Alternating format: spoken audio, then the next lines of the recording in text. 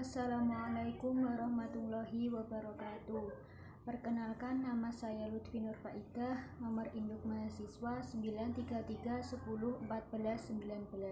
Saya di sini sedikit akan menjelaskan tentang puasa menurut Islam dan Protestan dan pluralisme agama, mata kuliah tafsir tematis.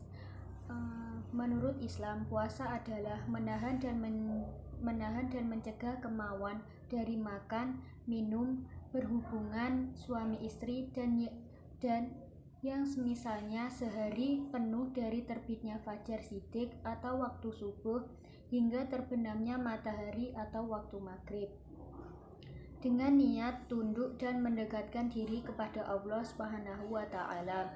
Sedangkan puasa menurut Protestan adalah tindakan sukarela berpantang sama sekali atau sebagian dari makanan dan atau minuman, baik untuk tujuan keagamaan ataupun untuk tujuan lain, misal sebagai ungkapan duka cita, penderitaan, kesedihan, atau dosa, serta ingin merenungkan hal-hal yang suci.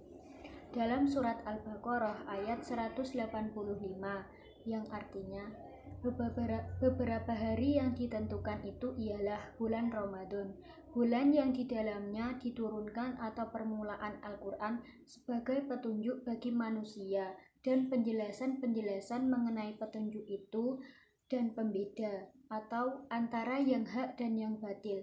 Karena itu, barang siapa di antara kamu hadir di negeri tempat tinggalnya di bulan itu, maka hendaklah ia berpuasa pada bulan itu, dan barang siapa sakit atau dalam perjalanan lalu ia berbuka, maka wajiblah baginya berpuasa sebanyak hari yang ditinggalkannya itu pada hari-hari yang lain. Allah menghendaki kemudahan bagimu dan tidak menghendaki kesukaran bagimu, dan hendaklah kamu mencukupkan bilangannya, dan hendaklah kamu mengagungkan Allah atas petunjuknya yang diberikan kepadamu supaya kamu bersyukur. Puasa Ramadan merupakan salah satu kewajiban yang harus dijalankan oleh setiap orang Islam yang sudah memenuhi syarat yang telah ditentukan. Puasa sendiri bukan hanya sekedar syariat Islam yang hanya menahan lapar dan haus belaka, tanpa ada makna atau hikmah yang terkandung di dalamnya.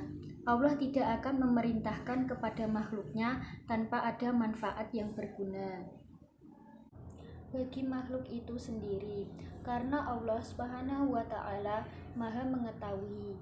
Puasa bukan saja hanya sekedar menahan rasa lapar dan haus, karena Nabi SAW sendiri menjelaskan bahwa banyak di antara orang-orang yang berpuasa tidak memperoleh sesuatu yang dipuasainya, melainkan rasa lapar dan dahaga. Hakikat puasa sendiri itu adalah upaya manusia dalam meneladani sifat-sifat Allah Subhanahu wa Ta'ala. Itu tadi penjelasan saya tentang puasa menurut Islam dan Protestan. Selanjutnya, pluralisme agama. Dalam surat Al-Baqarah ayat 256 yang artinya, tidak ada paksaan dalam menganut agama Islam. Sesungguhnya telah jelas perbedaan antara jalan yang benar dengan jalan yang sesat.